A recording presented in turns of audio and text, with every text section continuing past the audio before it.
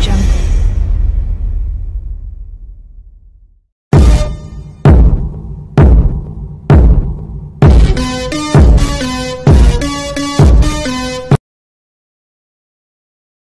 Soyez tous salués dans le puissant nom de notre Seigneur Jésus. Comme je le dis toujours, c'est le nom qui a été donné au-dessus de tout nom. Alors, si quelqu'un vient à vous et il vous dit qu'il croit en Jésus, alors demandez-lui tout simplement, est-ce qu'il a pris son baptême? Le baptême se prend au nom de Jésus. Le baptême ne se prend pas au nom du Père, du Fils et du Saint-Esprit, comme font les catholiques, comme font les assemblées de Dieu. Le baptême se fait au nom de Jésus, car après la venue du Christ, tout ce que nous devons faire, selon ce que nous a rapporté la Bible, les Saintes Écritures, tout ce que nous ferons, nous devons le faire au nom de Jésus. Car c'est lui le grand Dieu Tout-Puissant manifesté en chair. Il est rentré dans le monde, il a pris un corps chair pour venir racheter l'humanité. Alors, c'est la conjonction entre la divinité qui a quitté sa position d'éternel et est venu dans le monde pour pouvoir racheter l'humain. Dieu s'est fait homme pour pouvoir être le sacrifice parfait pour sauver l'homme. Alors, l'homme qui croit en Jésus, qui prend son baptême au nom de Jésus, il est déjà sauvé, il est déjà héritier, il est déjà fils de Dieu. Alors l'Esprit de Dieu réside en lui. Alors il devient une créature saine et il hérite du royaume des cieux tout de suite.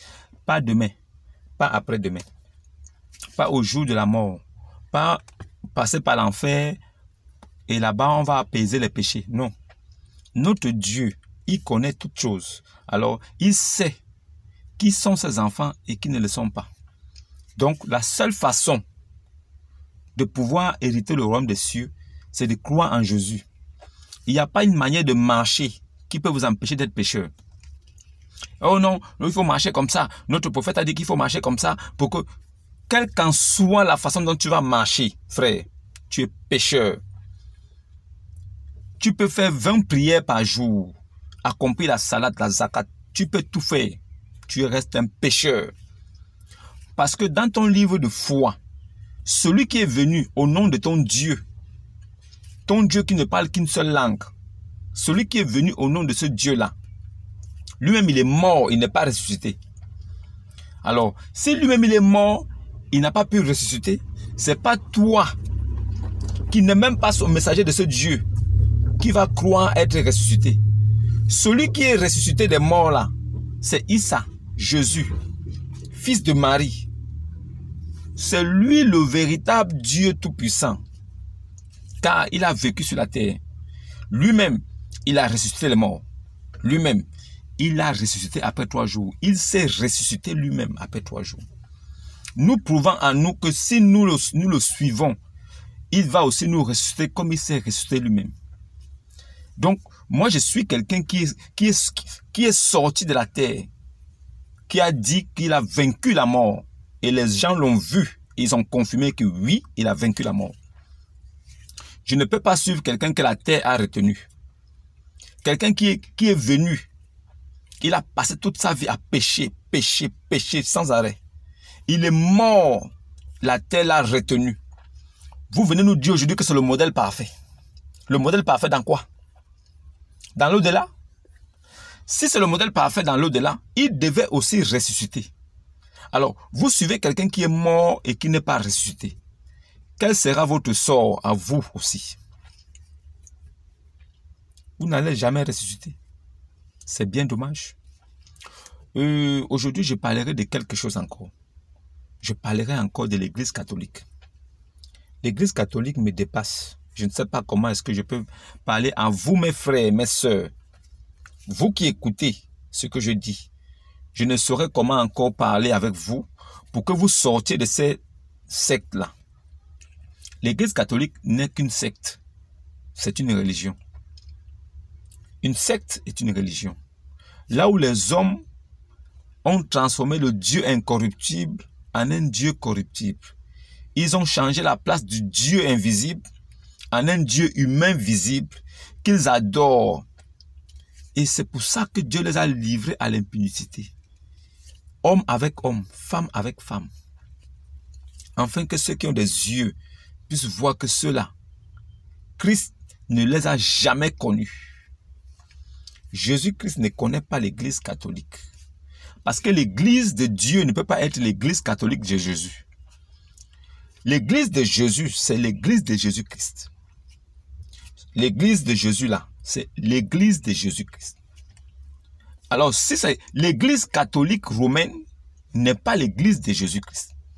Vous voyez que dans la dénomination, même le nom de Jésus-Christ n'apparaît pas. Parce que si vous venez de Christ, nous, on dit que nous sommes enfants de Dieu. Moi, je dis je suis enfant de Christ. Je suis envoyé de Jésus-Christ.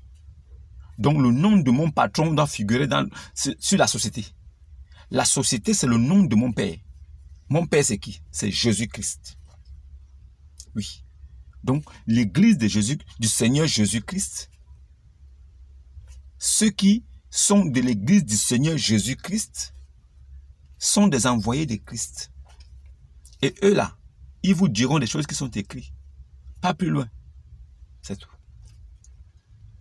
Église catholique romaine. Église catholique romaine. Église catholique romaine n'est pas l'église de Christ. La preuve, c'est quoi? Dieu a dit quoi? Prenez Timothée 2. 1 Timothée 2, verset 5. 1 Timothée 2, verset 5. N'oubliez pas de vous abonner, de liker, de partager aussi à vos frères qui recherchent la vérité. Car je prendrai verset par verset, j'avancerai doucement pour que la lumière apparaisse aussi progressivement dans vos vies. Pour que à travers chaque verset, vous arrivez à comprendre la supercherie cachée dans l'église catholique. L'église catholique, c'est l'église de Satan. C'est l'église du diable. Ce n'est pas l'église du Christ. Jésus-Christ ne les connaît pas. Alors, prenez 1 Timothée 2, le verset 5. 1 Timothée 2, le verset 5. Qu'est-ce qu'il est écrit? Car il y a un seul Dieu et aussi un seul médiateur entre Dieu et les hommes. Car il y a un seul Dieu et aussi un seul médiateur, Jésus-Christ homme. Donc, en résumé, il y a une seule personne par laquelle nous pouvons être exaucés. Et encore, on peut encore dire, il n'y a qu'une seule être qui est venue, par lequel nous pouvons être entendus par Dieu. C'est le seul médiateur. C'est-à-dire que c'est lui seul qui peut nous relier à Dieu. C'est lui seul qui peut apporter nos prières, nos supplications, nos adorations à Dieu. Donc c'est la seule personne par laquelle nous devons passer. Si nous voulons adorer réellement Dieu, nous devons passer par Jésus-Christ. C'est le seul nom qui a été donné. Un seul médiateur. Dieu n'a jamais dit. La parole de Dieu, les Saintes Écritures n'ont jamais dit qu'il y a des médiateurs entre Dieu et les hommes et Jésus-Christ est un qui en fait partie. Un seul, c'est l'absolu. Le seul médiateur entre les hommes et Dieu et les hommes, là, c'est Jésus-Christ homme. Voilà pourquoi c'est précisé Jésus-Christ homme. C'est pas lui. Voilà pourquoi il a dit, ça veut dire que mais nul ne vient au Père que par moi. Ça veut dire qu'il est le passage pour arriver au Père. Maintenant, le Père, c'est qui? Quel est le nom du Père? Qui est le Père de Jésus? Qui est le Père de Jésus? Ça, c'est une question à laquelle je répondrai prochainement. Mais, pour l'instant, je vais vous lire Matthieu 23, le verset 8. Matthieu 23, le verset 8. Mais vous, ne vous faites pas appeler Rabbi. Mais vous, ne vous faites pas appeler Rabbi. Car un seul est votre maître, et vous êtes tous des frères. Et n'appelez personne sur la terre votre Père, car une seule est votre Père, celui qui est dans les cieux, de Dieu Tout-Puissant, Jésus-Christ qui est dans les cieux. Matthieu 23, verset 8. Mais vous, ne vous faites pas appeler Rabbi. Rabbi signifie quoi? Maître. Rabbi signifie maître. Car un seul est votre maître, et vous êtes tous des frères, et n'appelez personne sur la terre votre père, car une seule est votre père. Un seul. Un seul est votre père. Une seule personne est votre père, celui qui est dans les cieux. Donc n'appelez personne sur la terre mon père, car vous avez un seul père, celui qui est dans les cieux. Dieu Tout-Puissant. Alors, Église catholique, dites-moi pourquoi est-ce que vous vous faites appeler Père, mon Père, mon Père. Dites-nous ça. Expliquez à vos fidèles catholiques pourquoi vous vous faites appeler Père alors que vous tenez entre les mains la Bible. Et dans cette Bible-là, il est contenu les Saintes Écritures. Et dans ces Saintes Écritures, il est mentionné là-bas, n'appelez personne sur la terre Père. Alors vous, prêtres catholiques, êtes-vous dans le ciel? Est-ce que vous, prêtres catholiques, vous êtes dans les cieux pour que nous, on puisse vous appeler Père? Alors, si vous êtes des hommes comme nous, qui avez décidé d'exercer le sacerdoce christique, si vous, vous êtes des hommes comme nous, qui dites que vous êtes envoyés de Dieu, de Jésus que nous connaissons, alors, si Jésus a dit dans sa parole qu'aucun de nous ne doit se faire appeler Père, pourquoi vous vous faites appeler Père et vous ne dites rien? Pourquoi on vous appelle Père et vous ne dites rien? Vous consentez alors que vous savez que ce n'est pas normal. Comment pouvez-vous vous faire appeler Père et ne dites rien alors que les Saintes Écritures le condamnent? Comment Dieu peut condamner quelque chose, mais vous le faites impunément et vous êtes calme? Vous vous prenez pour des agneaux de Dieu, des envoyés authentiques de Dieu, alors que ce que vous faites n'est pas écrit. Comment pouvez-vous vous faire appeler Père sur la terre, alors que Dieu l'interdit?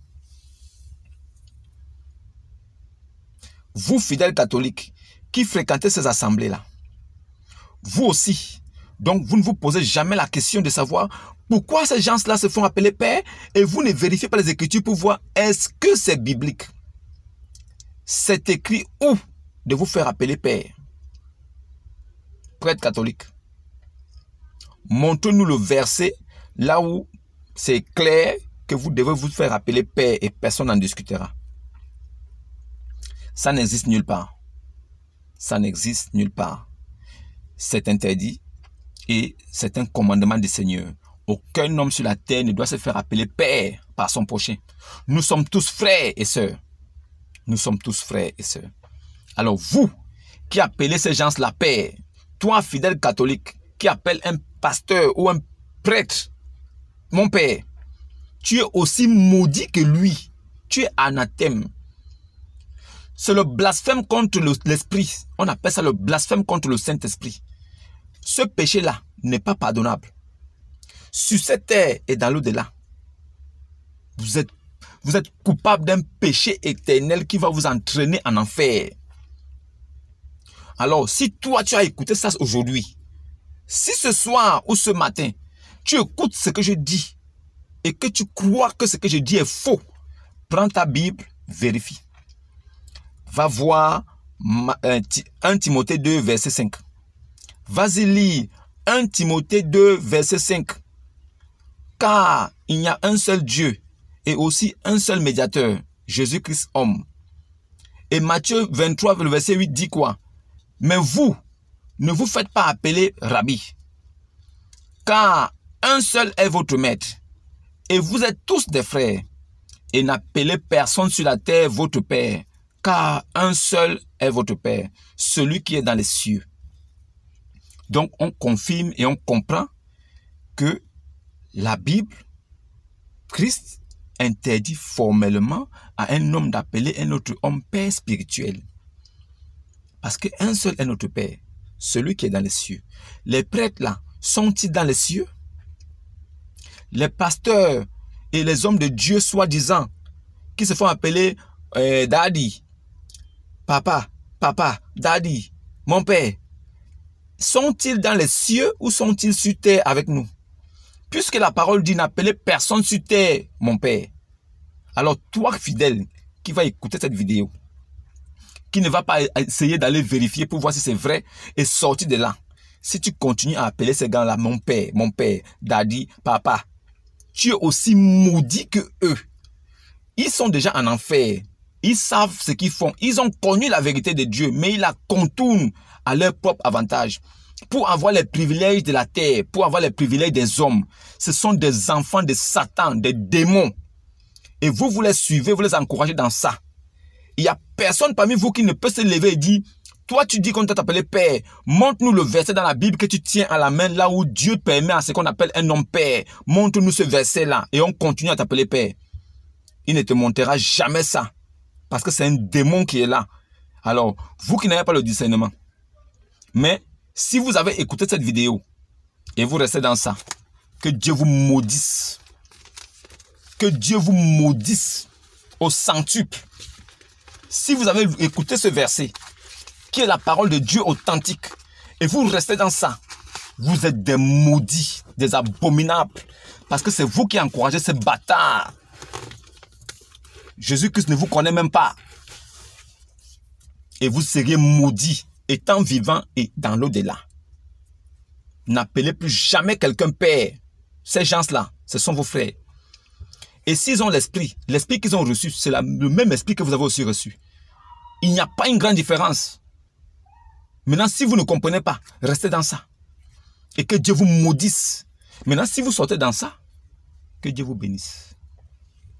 Si vous sortez de là, que Dieu vous bénisse. Car vous êtes vraiment ces semences. Que Jésus-Christ vraiment vous visite. Que l'Esprit Saint vous visite aussi. Que le salut et la paix soient votre partage. Parce que le salut, c'est Jésus. La paix, c'est Jésus. Alors, on dit paix et salut sur les vivants. On ne dit jamais paix et salut sur les morts. Paix et salut sur les vivants. Car c'est quand vous êtes vivant qu'on doit vous appeler. On doit vous souhaiter le salut et la paix. Alors que la paix et le salut soient sur vous. Et portez-vous bien. N'oubliez pas de vous abonner et de liker. Shalom, shalom et à demain.